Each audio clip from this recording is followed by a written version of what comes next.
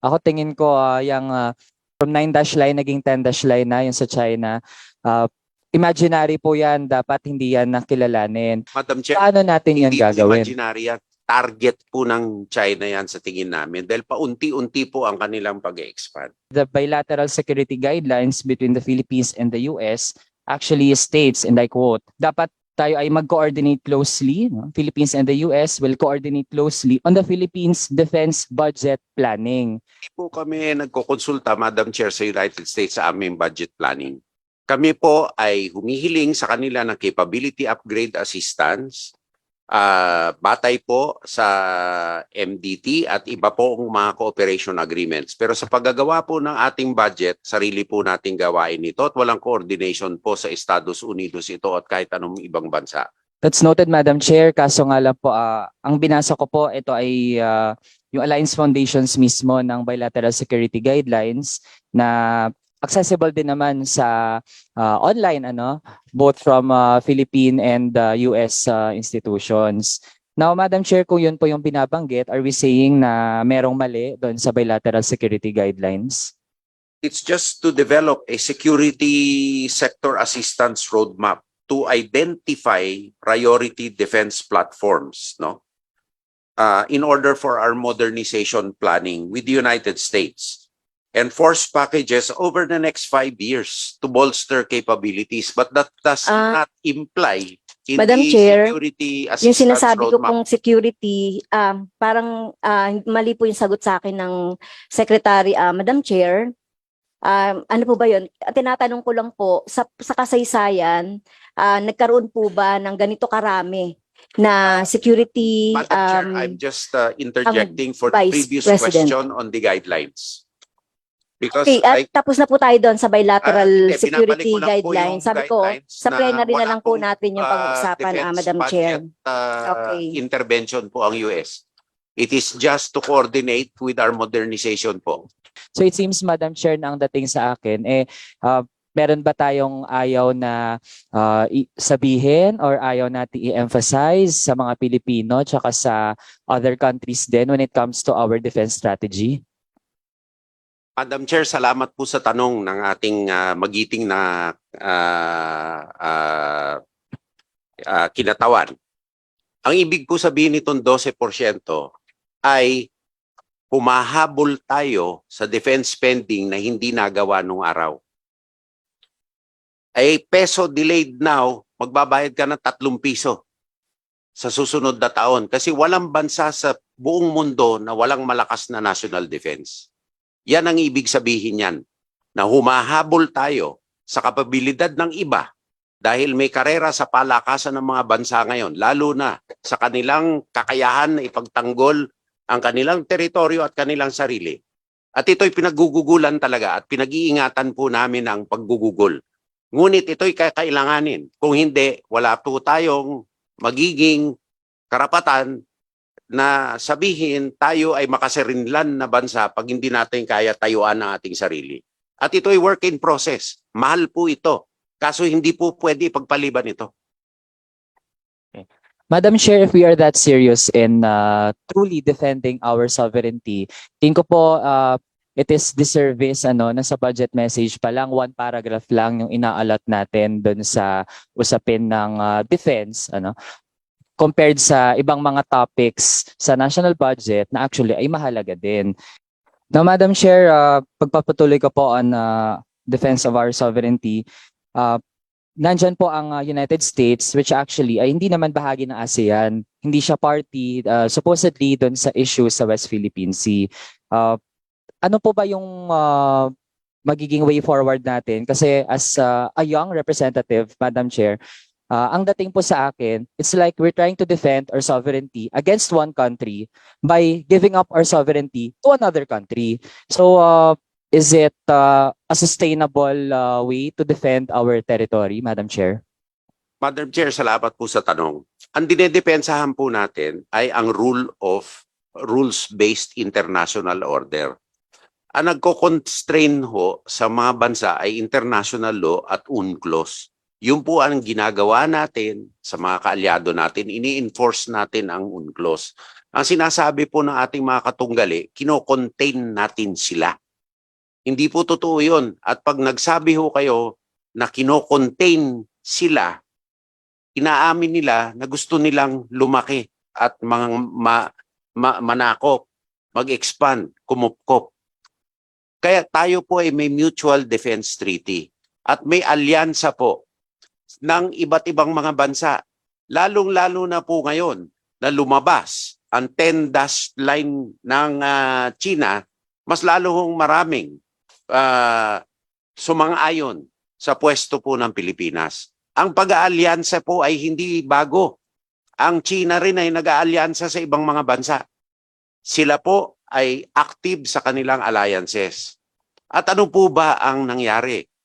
Hindi ba po ang Scarborough ay kinupkop? Kinupkop ba tayo ng Amerika? Hindi naman po eh.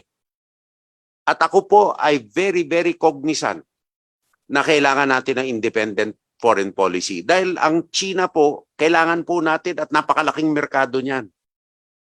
Pero kung patas po ang laban, wala po silang inaako na teritoryo natin, di sana po wala tayong problema. Yun lang naman po ang akin. Madam Chair, tayo din naman po. Ako tingin ko yung from 9-dash line naging 10-dash line na yung sa China. Imaginary po yan, dapat hindi yan nakilalanin. Pero Madam Chair, ang gusto nating mas mapag-usapan pa. Yeah, Madam Chair, when I say na imaginary, ibig sabihin dapat hindi yun kinikilala kasi walang basis naman talaga yung 9-dash line tsaka yung 10-dash line.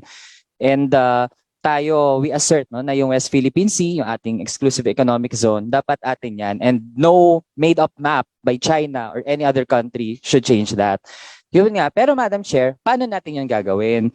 Kasi, for example, majority of Filipinos gusto namang ma-defend yung West Philippine Sea through diplomacy or peaceful means. Hindi po yung nag-warmongering tayo sa Asia Pacific or sa West Philippine Sea. Also, Madam Chair, Presidential Envoy to China, Teddy Boy Locsin Jr., said the Philippines has no plans of going to war with China. Pero bakit po natin hinahayaan yung US na para ba ang footing na ay magkaroon na ng digmaan sa West Philippine Sea? Hindi po ba yun na dangerous para sa atin tsaka sa lahat ng mga kababayan natin? Hindi po ganun ang aking pananaw. Sino ba ho nagwa-water cannon? US ba po o China? Sino ang nasa war footing? Tayo ho ba o sila? Sa akin po malayo po at ayoko pong magkagera. Ngunit, ang diplomasya po pag hindi natin binakapan ng katatagan sa paraan ng pagkakaroon ng matibay na kapabilidad na tayuan ng iyong sarili, baliwala ho ang democracy, lalo na sa determinadong malaking bansa na may hangarin na kupkupin ang buong South China Sea. Yeah. Madam Chair, tingin po natin hindi tayo dapat mamili kung sino yung mga bansang gusto nating pigilan sa kanilang mga hegemonic na ginagawa. Kasi China does that, no? Undeniably. Pero decades na rin na ginagawa din yan ng United States sa iba't ibang regions na ating planeta. Kaya Madam Chair, ito ang kasunod kong questions. Hindi ginagawa sa Pilipinas yun. Madam Chair, I think mismo yung bilateral security guidelines shows na sila pwedeng makialam sa atin pero tayo hindi naman natin yun magagawa. No? So it's not even bilateral or fair. Kaya Madam Chair, ang kasunod ko pong questions ay sa AFP. I'd like to address this to AFP. Who is our resource person from AFP? Madam Chair, Your Honor, I am General Romeo Browner, the Chief of Staff. Yes. Madam Chair, with due indulgence, may I request the source of the bilateral security guidelines so we can review where it comes from and what document it is. Yeah, Madam Chair, ito po yung isa sa mga naging output ng pagpunta ng Pangulo sa United States mismo at ito ay nakatuntong din sa VFK, sa VFA, sa EDCA, tsaka sa MDT. Ano? So isa yung major document which I hope the DND should have well studied. Ano? Kasi nga, isa yun sa mga nagpapatatag no, ng alliance natin, quote-unquote, with the United States. Thank you, Your Honor. We will find out the existence of that document and we will review it. Okay. Madam Chair, sa AFP po, ito para madali na lang po, you can confirm or deny. AFP is still for mandatory ROTC. Gentle reminder for Rep Manuel, please wind up. Yes, Madam Chair. Yes or no na lang po, since patapos na yung time ko. AFP. Your Honor, we are depending, Your Honor, on the bill that will come out, the law. But as far as we are concerned, we are ready to implement the mandatory ROTC.